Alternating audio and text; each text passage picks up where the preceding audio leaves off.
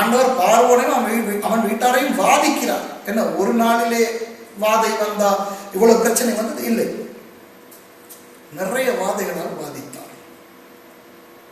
அப்பொழுது பார்வோன் ஆபிரகாமை அழைத்து, நீ எனக்கு ஏன் இப்படி செய்தாய்? இவள் உன் மனைவி என்று நீ எனக்கு அறியாமல் போனது என்ன? தெரிஞ்சிருச்சு, எப்படியோ பார்வோனுக்கு தெரிந்து விட்டது இவள் அவனுடைய மனைவி. இவளை உன் சகோதரி என்று நீ சொல்ல வேண்டுவது என்ன? தமிழிலே சொல்லுகிறது அன்பானவர்களே, இவளை நான் எனக்கு மனைவியாக கொண்டிருப்பேனே என்று. ஆங்கிலத்தில் என்ன சொல்லுகிறது என்று பார்ப்போம். Verse 19 of chapter 12 says, why did you say she is my sister, so that I took her to be my wife? I took her to be my wife. நான் அவளை என் மனைவியாக எடுத்துக்கொண்டேனே. அநியாயமே, நீ எனக்கு ஏன் இப்படி செய்தாய்? சிங்களம் தெரிந்தவர்களுக்கு நான் சிங்களத்திலே வாசிக்கிறேன். உற்பத்தி தொகை தகனமே கேனா නුඹේ සහෝදරියයි මට කීවේ මක් නිසාද? එබැවින් ඇය මාගේ භාර්යාව කොට ගතිමි. මම ගත්තා, எடுத்துக்கொண்டேனே. I took her as my wife. தமிழர்கள் மாத்திரம் கொஞ்சம் கௌரவமாக அந்த இடத்துல போட்டிருக்கிறார்கள், நான் மனைவியாக கொண்டிருப்பேனே என்று. சரி, சிங்களம் சொல்லுகிறது பாரியாவசி கதிமி, மனைவியாய் எடுத்துக்கொண்டேன். ஆங்கிலம் சொல்லுகிறது I took her to be my wife, நான் மனைவியாய் எடுத்துக்கொண்டேனே என்று. இதெல்லாம் எழுதினது எபிரேய மொழியிலே தானே. எபிரேய மொழி என்ன சொல்லுகிறது தெரியுமா? எபிரேய மொழியிலே மனைவி என்றால் ஈஷ்யா. இஷ் என்றால் மனுஷன் அல்லது புருஷன். ஈஷ்யா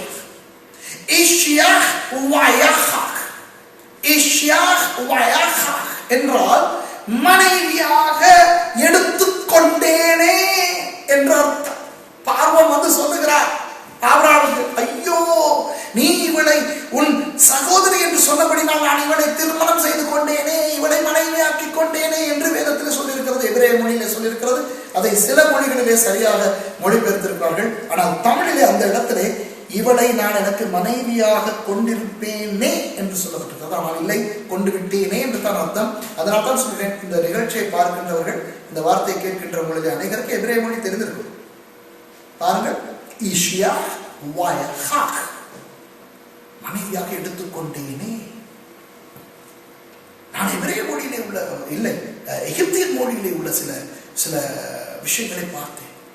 18 மாதங்கள், அது வேதத்திலே இல்லை. ஆகவே 18 மாதங்கள் இவர்கள் திருமணம் செய்திருந்தார்கள் என்று நீங்கள் நம்பாவிட்டால் பரவாயில்லை. ஆனால் எபிரேய மொழியிலே சொல்லியிருக்கிறபடி பார்வோனுக்கு மனைவியாக சாராய் மாறினார். பயங்கரம். என்னை அதிர வைத்த ஒரு சத்தியம். நிறைய பேருக்கு இது தெரியாது.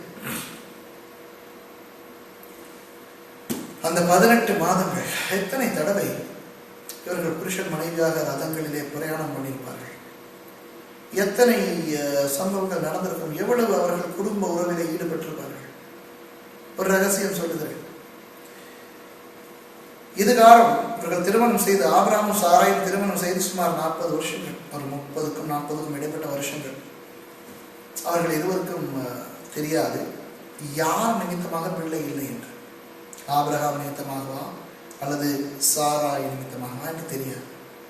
ஆனால் இந்த பார்வோனோடு திருமணம் செய்த பிறகு பார்வோன் மூலமாகவும் சாராய்க்கு பிள்ளை வராதபடினால் சாராய்க்கு தெரிந்தது தன்னிலே தான் குறை இருக்கிறது.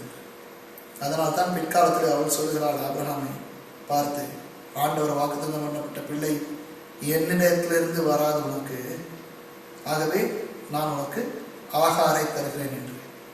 ஆபிரகாம் மரபு தெரிவிக்கவோ பிரச்சனை இழுக்கவோ இல்லை. சரி என்று ஆகாரோடு அவர் குடும்ப உறவில் ஈடுபட்டு அவர்கள் இருவருக்கும் இஸ்மவேல் பிறந்தார். இதற்கு எல்லாம் காரணம் சாராய் பார்வோனுக்கு மனைவியாக ஒரு சில மாதங்கள் வாழ்ந்தது. யோசித்து பாருங்கள் அன்பானவர்களே, இன்னமும் இதை நீங்கள் ஏற்றுக்கொள்ள சங்கடப்படுவீர்கள் எனக்கு தெரிகிறது. உங்களுடைய மனநிலை எனக்கு தெரியும். ஏனென்றால் நான் என் கண்களை நம்பவில்லை. எபிரேய மொழி படித்திருக்கிறேன். ஒருவேளை எனக்கு எபிரேய மொழி ஒழுங்காக தெரியவில்லையா என்று கூட அட்வான்ஸ் பிப்ளிக்கல் ஹீப்ரூ படித்த நான் அமெரிக்கன் யூனிவர்சிட்டியிலே கான்கார்டியாவில் படித்தனா எனக்கு எபிரேய மொழி தெரியவில்லையா என்று நினைத்தேன். அல்லது நான் வாசிக்கின்ற அந்த எபிரேய தனாக் அந்த வேதாகமம் ஒருவேளை ஒரு பிழையான ஒரு வெர்ஷன் வாசிக்கிறேனா என்று நினைத்தேன். நான் குழம்பினேன், மிகவும் குழம்பினேன். ஏனென்றால் என்னை அதிர வைத்தது, என்னை நடுங்க வைத்தது. என்ன, ஆபிரகாமுடைய மனைவி சாராய், ஸ்திரீகளுக்கெல்லாம் தாயாய் போற்றப்பட வேண்டிய அந்த சாராய் பார்வோனுக்கு மனைவியாக பட கொண்டு போகப்பட்டிருப்பது ஒன்றானால், ஆனால் மனைவி ஆனாளா? அந்த ஏடுகள் சொல்லுகின்றவை உண்மையா? எவ்வளவு குழம்பினேன். இதையெல்லாம் கண்டுபிடித்து 100% ஆம் இப்படி நடந்து விட்டது என்று நான் தெரிந்த பிறகு இதை என் சபையிலே பிரசங்கம் பண்ணும் பொழுது எவ்வளவு தயங்கினேன். இப்பொழுது எவ்வளவு தயக்கத்தோடு நான் இதை உங்களுக்கு சொல்லுகிறேன். இதை பார்க்கின்ற எத்தனை பேர் குழம்ப போகிறீர்கள்? நான் குழப்பதற்காக வரவில்லை. ஆண்டவருக்கு ஸ்தோத்திரம். அப்படி இருந்த ஆபிரகாமையும் சாராயையும் தான் ஆண்டவர் நம்முடைய ஆதிக்குரிய ஆதி பெற்றோராய் மாற்றினார். கர்த்தருக்கு ஸ்தோத்திரம். அதை நினைப்போம். கேவலம். இன்னொரு விதத்தில் சொல்ல போனால் தன்னுடைய மனைவியை விற்று தின்றதுக்கு சமானம் இந்த ஆபிரகாம் செய்தது. ஆடு மாடுகள், கோழிகை, கழுதை, வேலைக்காரிகள், ஒட்டகங்கள் இதெல்லாம் தனக்கு கிடைத்தன. எதற்கு பதிலாக? தன்னுடைய மனைவியை பார்வோனுக்கு கொடுத்ததுக்கு பதிலாக. எவ்வளவு பெரிய துன்பம். ஆனால் ஆண்டவருடைய உக்கிர கோபம் பார்வோன் மேல் விழுந்தது. ஏன் ஆண்டவர் ஆபிரகாம் மேல் கோபம் போட்டார்? ஆபிரகாமை வாதித்திருக்கலாமே, சாராயை வாதித்திருக்கலாமே. ஏன் அதை செய்யாமல் இந்த நேரத்திலாவது இவர்களை விட்டுவிட்டு ஆண்டவர் வேறு யாரையாவது தன்னுடைய சித்தத்தை செய்வதற்கு பயன்படுத்தி இருக்கலாமே? அன்பானவர்களே, ஏன் ஆண்டவர் ஆபிரகாமை தெரிவு செய்து கொண்டார்? ஏன் ஆண்டவருக்கு தெரியாதா? அவருக்கு முன்னறிவில்லை இருக்கிறதே, சர்வ ஞானி அல்லவா? ஏன் இந்த ஆபிரகாமை தெரிவு செய்து இவ்வளவு காலத்தையும் விரயம் செய்து இவ்வளவு போராட்டங்கள் மத்தியிலே இவ்வளவு கேவலங்களுக்குள்ளாக போய் இந்த மனுஷன் மூலமாகவே இஸ்ரவேலை உருவாக்க வேண்டும்? ஏன் வேறு யாரும் இருக்கவில்லையா? சரி, பார்ப்போமா? இன்னும் கொஞ்சம் பிரச்சனைகளை சொல்லுகிறேன், கவனிங்க. இப்போ இதோ உன் மனைவி இவளை அழைத்துக் கொண்டு போ என்று சொன்னான். பார்வோன் அவனை குறித்து தன் மனுஷனுக்கு கட்டளை கொடுத்தான். அவர்கள் அவனையும் அவன் மனைவியையும் அவனுக்கு உண்டான எல்லாவற்றையும் அனுப்பிவிட்டார்கள். எல்லாம் அனுப்பிட்டாங்க. போ போ போ போ, இது இங்கே இருக்காது. விரட்டப்பட்டு வந்தார்கள். அன்பானவர்களே, நீங்கள் இருக்க வேண்டிய இடத்தில் இல்லாமல் நீங்கள் பஞ்சத்திலே அடிபடும் போது அந்த நேரத்திலே நீங்கள் யாரிடத்திலே ஒத்தாசைக்கு போவீர்களோ, உங்களை கரம் நீட்டி அழைத்து உங்களுக்கு பரிசு பண்டங்களை கொடுக்கின்றவர்களே உங்களை ஒரு நாள் துரத்தி விடுவார்கள். ஏன் தெரியுமா? உங்கள் நிமித்தம் அவர்களுக்கும் வாதை வரப்போகிறது. கிறிஸ்தவர்களே, நீங்கள் பின்வாங்கும் பொழுது உங்களை யார் அரவணைக்கிறார்களோ அவர்களை ஆண்டவர் அடிப்பார். எவ்வளவு தூரத்துக்கு அடிப்பார் தெரியுமா? அந்த அவர்களே உங்களை வெறுத்து உங்களை துரத்தி போடும் விதத்துக்கு அவர்களை அடிப்பார். கடைசியிலே நீங்கள் துரத்தப்பட்டு வெளியே வந்து இப்போ தேவராஜ்யமும் இல்லை, பழைய வாழ்க்கையும் இல்லை என்ற நிலையிலே தற்கொலைக்கு போவீர்கள். தற்கொலை செய்து கொள்வோமா என்ற ஒரு எண்ணம் வரும். அந்த நிலை தான் இப்பொழுது ஆபிரகாம். ஆனால் ஒரே ஒரு வித்தியாசம், இங்கே ஆபிரகாம் மாத்திரமல்ல, இவர்கள் எல்லாரும் இருந்தார்கள். அவன் திரும்ப நிகேவுக்கு வருகிறான். இங்கே அந்த பஞ்சம் வந்ததே அதே இடத்துக்கு. ஏன்? இப்பொழுது 18 மாதங்கள் கழிந்து விட்டன. இப்போ அங்கே பஞ்சம் இல்லை. பாருங்கள், 13ஆம் அதிகாரத்துக்கு போவோம்.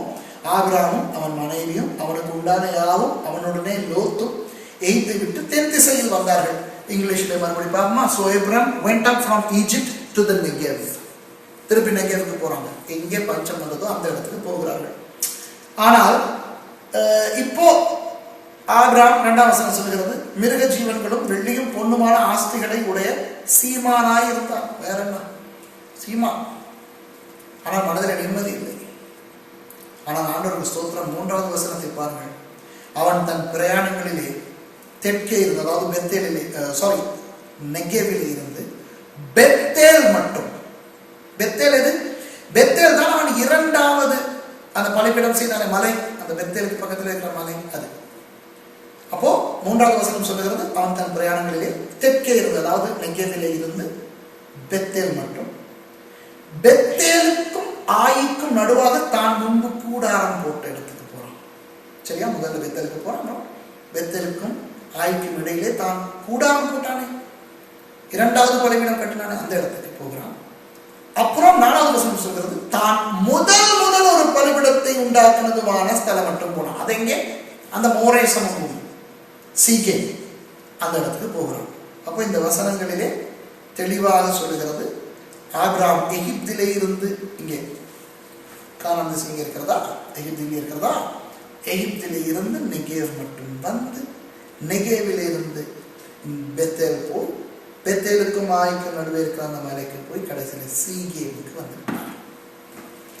கர்த்தர் முதல் தரிசனமாகி, இதுதான் உன் சந்ததிக்கு நான் கொடுக்க போகின்ற தேசம் என்று சொன்ன அந்த சமபூமிக்கு வந்துவிட்டான்.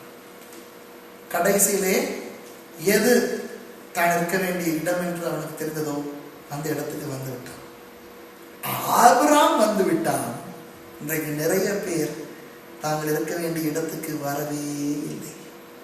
வர முன்பு ஒன்று பின்வாங்கி போகிறார்கள், அல்லது இறந்தே போய்விடுகிறார்கள். அன்பர்களே, ஒருவேளை நீங்கள் ஆண்டவர் குறிப்பிட்ட இடத்திலே இல்லாவிட்டால் உடனே அந்த இடத்துக்கு போங்கள். உங்களை தாழ்த்தி, உங்களை உருக்கி, உங்களை ஆண்டவருக்கு முன்பாக சிறுமையாக்கி நீங்கள் அதை செய்யுங்கள். கர்த்தர் உங்களை உயர்த்த. இல்லாவிட்டால் அப்படியே இல்லாமல் போய்விடுவீர்கள், ஒன்று பின்வாங்கி போய்விடுவீர்கள், அல்லது அப்படியே மறிக்கும் வரை ஆண்டவர் குறிப்பிடுகின்ற இடத்திலே இல்லாமல் போய்விடுவீர்கள். பெட்டர் லேட் தேன் நெவர் என்று ஆங்கிலத்தில் சொல்லுவோம். கொஞ்சம் பிந்தியாவது அந்த இடத்துக்கு போய் சேருவோம்.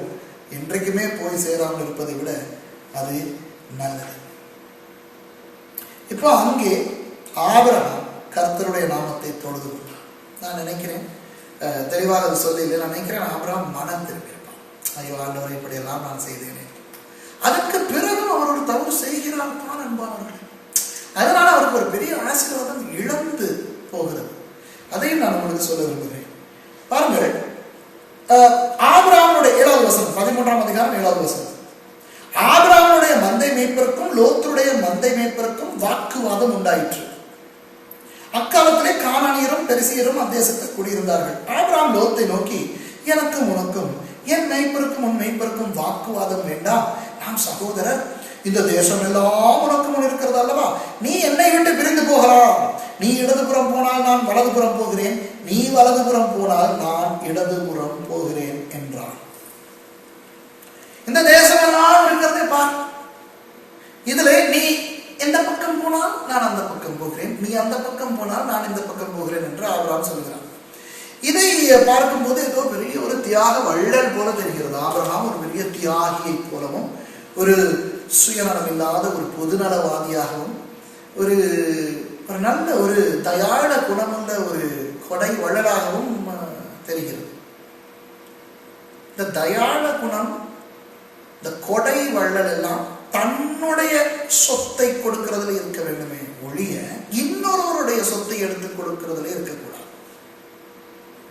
உங்களுடைய வீட்டுக்கு நான் வந்து உங்கள் பணப்பையிலே இருந்து பணத்தை எடுத்து நான் மற்றவர்களுக்கு உதவி செய்யக்கூடாது. அது கொடை அல்ல, அது களவு, திருட்டு.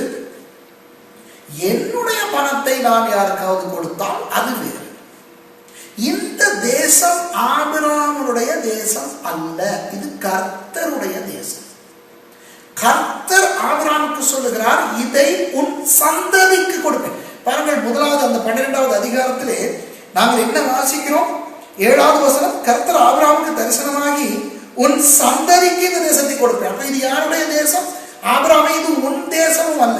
உனக்கு ஏன் கொடுக்கிறேன் என்றால், உனக்கு பின் வரப்போகின்ற சந்ததிக்கு தான் வாழப் போகிறார்கள். இது உன் சந்ததிக்கு சொந்தமான தேசம். நான் உன் சந்ததிக்கு, அதாவது உன்னால் உருவாக்க போகின்ற தேசத்துக்கு கொடுக்க போகின்ற தேசம், அந்த ஜாதிக்கு கொடுக்க போகின்ற தேசம், இது உன்னுடையது அல்ல. அப்போ இவர் என்ன செய்கிறார்? இந்த தேசம் வரப்போகின்ற தேசத்தை லோத்துக்கு விட்டுக் கொடுக்கிறார். லோத்து யார்? ஆரானுடைய மகன், அதாவது ஆபிரகாமுடைய அண்ணன் மகன். அப்போ இவருடைய சந்ததி அல்ல லோத்து.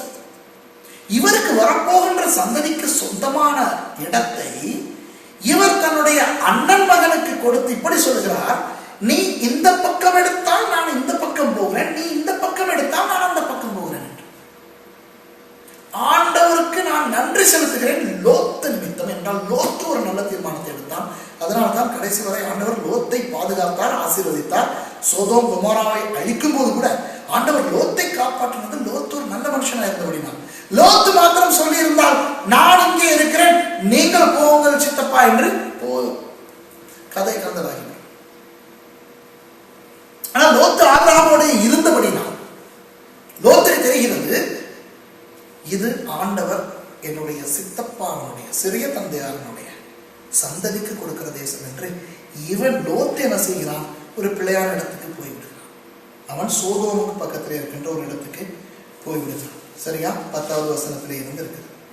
இதனால் ஆபிரகாம் ஒரு பெரிய ஆசீர்வாதத்தை இழந்து போனார். அன்பானவர்களே, இது இன்னொரு ரகசியம்.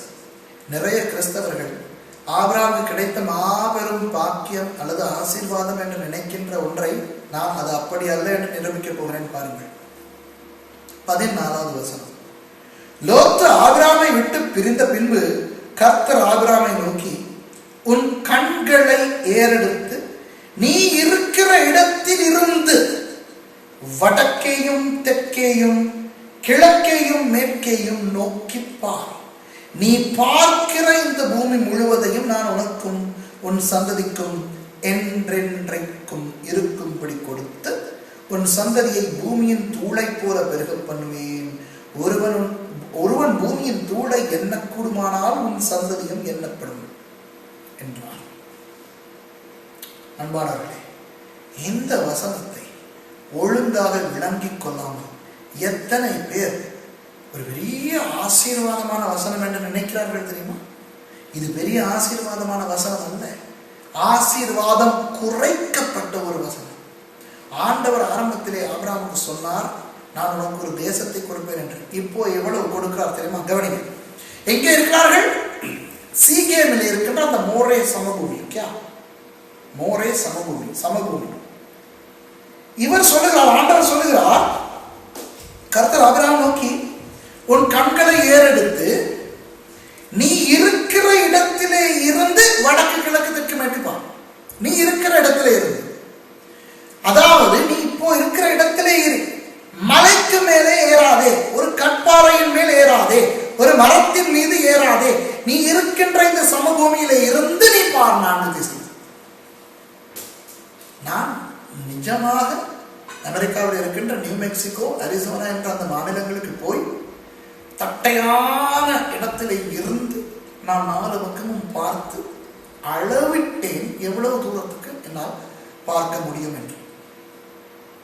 இந்த ஆராய்ச்சிக்காக எனக்கு கண் பார்வை நன்றாக இருக்கிறது. இன்று வரை நான் கண்ணாடி போடுவதில்லை. எனக்கு தூர பார்வையும் இல்லை, கிட்ட பார்வையும் இல்லை.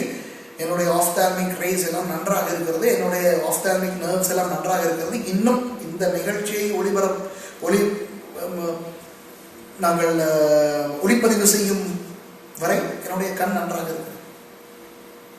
எவ்வளவு தூரம் எனக்கு பார்க்க முடிந்தது என்று அளவிட்டால் சுமார் 9 மைல்கள்.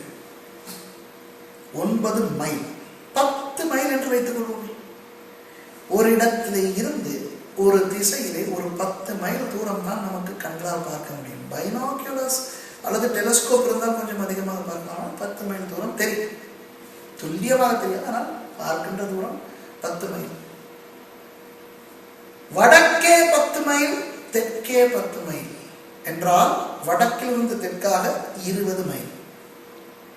கிழக்கே 10 மைல், மேற்கே 10 மைல். அப்போ கிழக்கிலிருந்து இடமிருந்து வரமாக 20 மைல், மேலிருந்து கீழாக 20 மைல், இடமிருந்து வரமாக 20 மைல் என்றால் ஒரு 400 சதுர மைல்கள் தான். 400 ஸ்கொயர் மைல்ஸ். 400 சதுர மைல் தூரம் தான் இவருக்கு தெரிந்தது. இந்த 400 சதுர மைல் தூரத்துக்குள்ளே தானாம் பூமியின் தூளை போன்ற பெரிதாய் வளரப் போகின்ற ஒரு பெரிய சந்ததி அடங்க போகிறது. புரியுதா?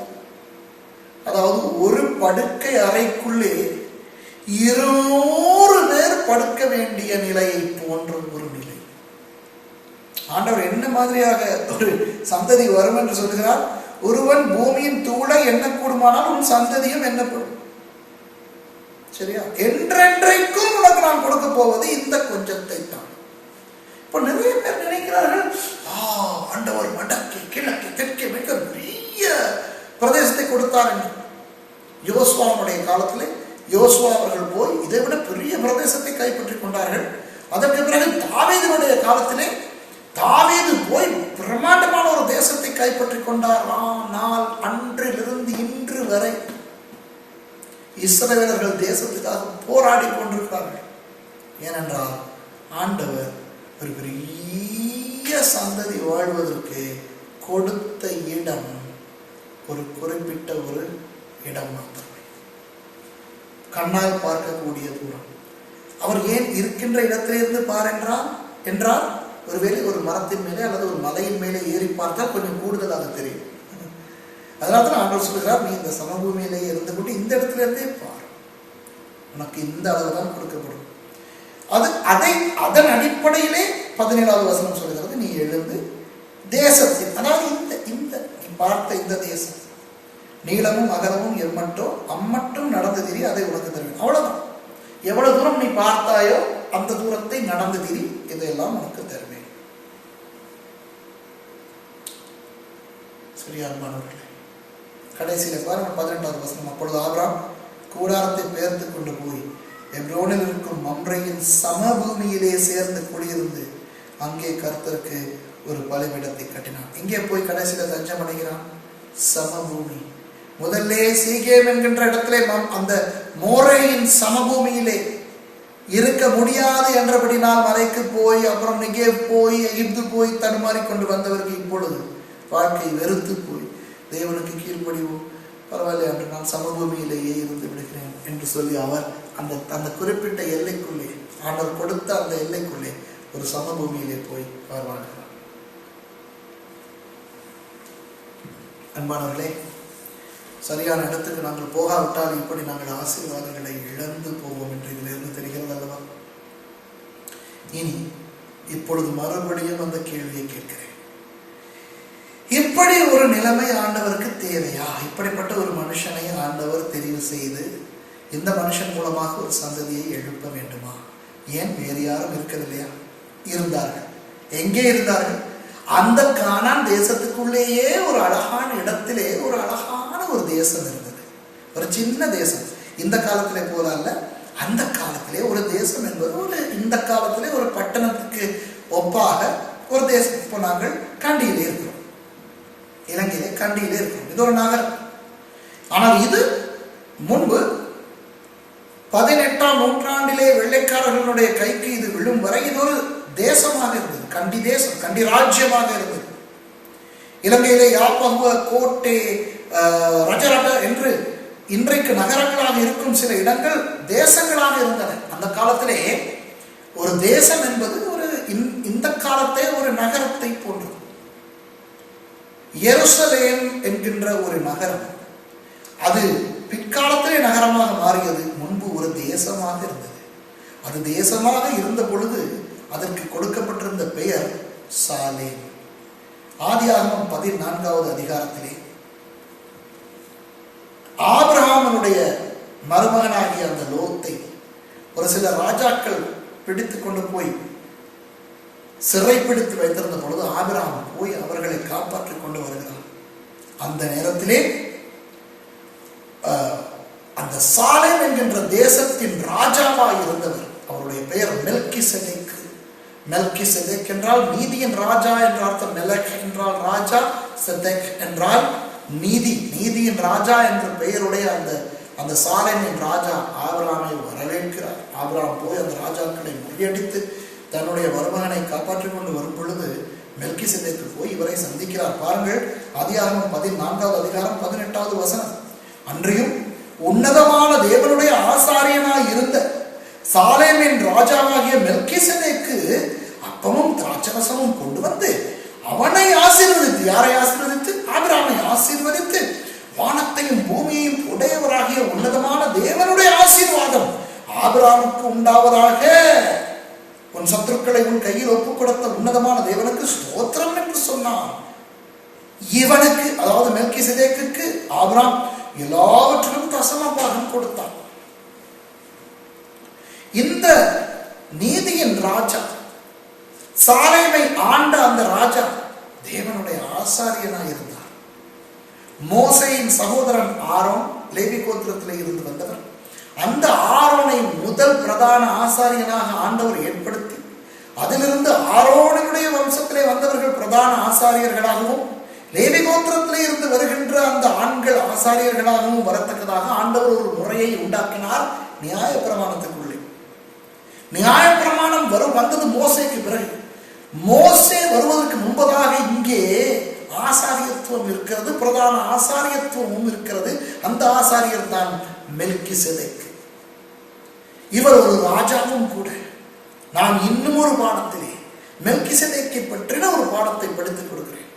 இயேசு மெல்கிசேதேக்கு முறை வந்த ஆசாரியர் என்று எபிரேயர் 6ஆம் அதிகாரத்தின் கடைசி வசனமும் 7வது அதிகாரமும் சொல்லுகிறது. அதை பற்றி ஒரு பாடம் வேறாக படித்துக் கொடுக்கிறேன். இங்கே அதை பார்க்க வேண்டிய அவசியம் இல்லை. ஆனால் இங்கே நாம் தெரிந்து கொள்ள வேண்டியது என்னவென்றால், மாணவர்களே, சாலேம் என்ற ஒரு அருமையான தேசம் இருந்தது. அந்த தேசத்திலே மெல்கிசேதேக் என்ற ஒரு நீதியின் ராஜா ஆட்சி செய்கிறார். ராஜாவே அப்படி என்றால் அந்த பிரஜைகள் எப்படி இருந்திருப்பார்கள்? இவர்கள் ஏற்கனவே எருசலேம் என்கின்ற, பிற்காலத்திலே எருசலேம் என்று அழைக்கப்பட்ட, அந்த சீயோன் என்று அழைக்கப்பட்ட அந்த சாலேமில் இருக்கிறார்கள். அது வாக்குத்தத்தம் பண்ணப்பட்ட அந்த கானான் தேசத்துக்குள்ளே தான் ஏற்கனவே இருக்கிறது.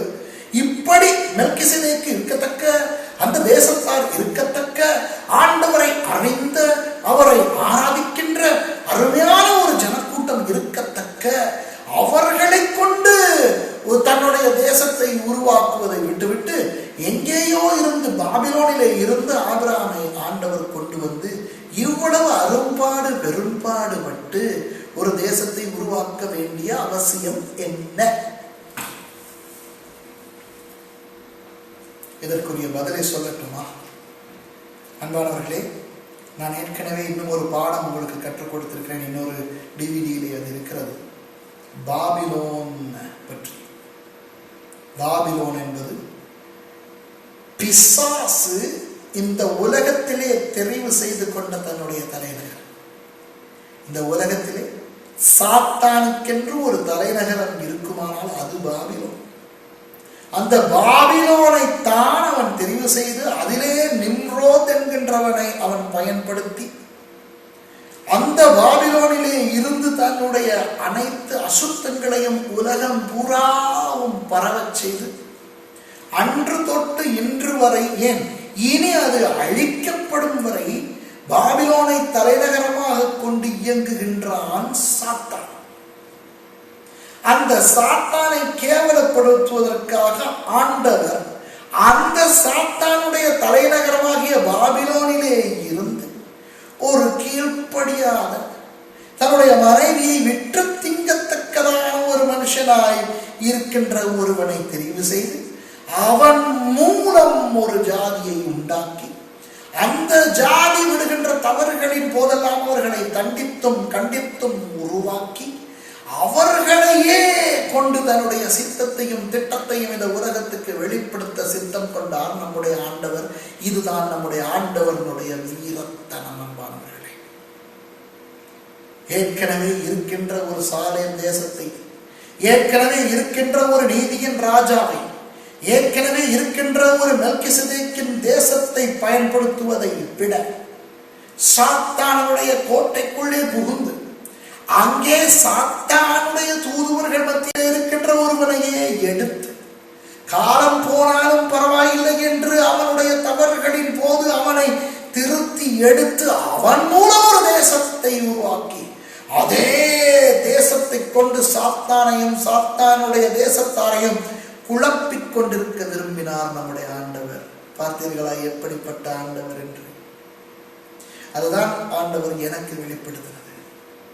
என்னுடைய நல்ல அந்த அண்ணனை தெரிவு செய்து ஊழியத்திலே பயன்படுத்துவதை விட தருதலை என்று பெயர் எடுத்து தருதலையாக திரிந்து கொண்டிருந்த என்னை எடுத்து பயன்படுத்துவது ஆண்டவருடைய வீரத்தனம். நல்லவர்கள் இருக்கத்தக்க, பரிசுத்தவான்கள் இருக்கத்தக்க, விழுந்து கொண்டிருக்கிறவர்களை எழுப்பி குப்பையிலே இருந்து எளியவனை எழுப்பி பயன்படுத்த ஆண்டவர் சித்தம் கொள்ளுகிறார். நம்முடைய ஆண்டவர்களுடைய வேலைகள் எல்லாம் தனி. ஆண்டவர் உங்களை, இந்த நிகழ்ச்சியை பார்த்து கொண்டிருக்கின்ற உங்களை ஏன் தெரிவு செய்தார் தெரியுமா அன்பானவர்களே? உங்களுடைய பலவீனம். நீங்கள் மாத்திரம் பலவீனம் இல்லாத ஒரு பரிசுத்தவான் கீழ்ப்படிந்து கொண்டே இருக்கின்றவர்கள் என்றால் உங்களை வைத்து யாருக்கும் எதையும் செய்யலாம். ஆனால் நீங்கள் முரண்டு பிடித்து, திமிரு பிடித்து, கீழ்ப்படியாமல் தவறுகள் செய்து விழுந்து விழுந்து எழும்புகின்றவராக இருந்தால் உங்களை ஆண்டவர் தெரிவு செய்து பயன்படுத்த விரும்புகிறார். ஆனால் அதற்கு பிறகு ஆபிரகாம் விடவில்லை.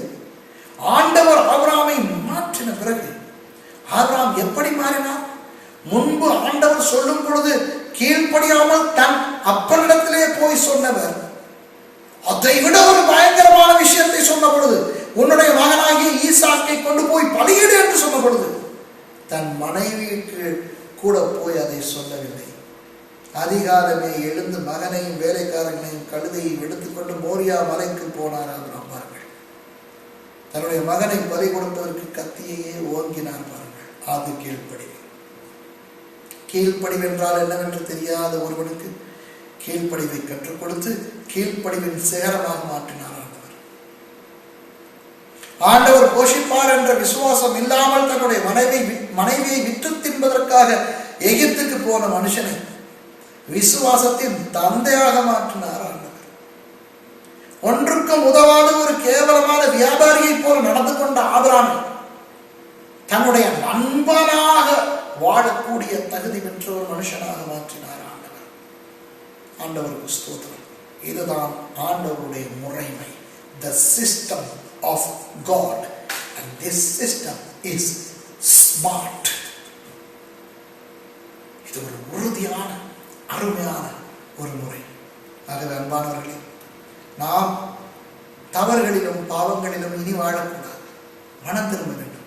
ஆனால் நம்முடைய தவறுகளும் பாவங்களும் நம்மை குழப்பிக் கொண்டிருக்க வேண்டிய அவசியம் இல்லை. ஏனென்றால் நம்முடைய மீறுதல்கள், நம்முடைய குழப்பங்கள், நம்முடைய பாவங்களை விட்டு நம்மை ஆண்டவர் எடுத்து ஆபிரகாம்களாக நம்மை மாற்றுகிறார். ஆபிரகாம்களை ஆபிரகாம்களாக ஆண்டவர் மாற்றுகிறார்.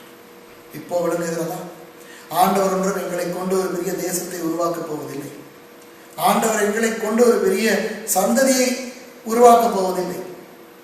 ஆனால் ஆபிரகாமை ஆபிரகாமாய் மாற்றினவர் அதை பாபிலோனிலே இருந்த அந்த சாத்தானை வெட்கப்படுத்த செய்தாரே, அதுபோல உங்களையும் என்னையும் நாம் இருக்கின்ற இடத்தில் இருந்து எடுத்து நம்ம இந்த உலகத்துக்கே அனுப்புகிறார்.